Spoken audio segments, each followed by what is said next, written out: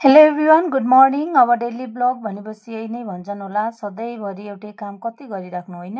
मैले चाहिँ आज के बनाउँदैछु भन्दाखेरि चाना, मुग दाल, मसुर दाल, चावल अनि त्यो अलि 2-3टा अब सरसोका गुटी यसलाई हालेर अरू खोर्सानी काश्मिरी मिर्च एउटा त्यसलाई भुट्नुपर्छ। एकछिन भुटेर मैले आजको टिफिन चाहिँ हालिदिन्छु भनेर सोच्दैछु।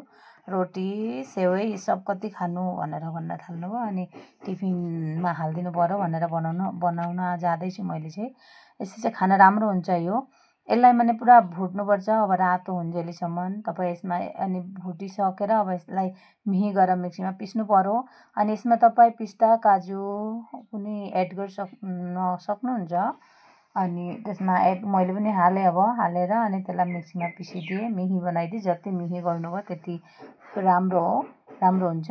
अनि त्यसको पछाडि अब प्याजहरू हालेर यसलाई फुट्नुपर्छ। अनि यता प्याज लसुन अदुवा काटेँ, अनि काटेर त्यसलाई एकछिन तेलमा अब सब्जी बनाए जस्तै त्यसलाई भुटेर अनि भुटे पछाडि हो त हालिदिएँ। अनि यतापट्टि मेरो सब्जी पनि बनिँदैछ। बिहानको रोटीसँग भात खानेलाई भातसँग चाहियो। काब्ली चना मटर आलु बिलाइसिलाई हालेर मैले चाहिँ सब्जी बनाएको थिएँ आज बिहानको। अनि सब्जी पनि हुँदैछ, यतापट्टि यो पनि बनाउँदै थिएँ। यति भयो, यस्तो भयो देख्न राम्रो हुन्छ।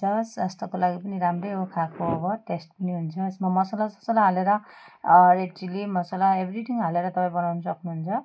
मैले बनाएर टिफिनमा पनि हालिदिएँ यो।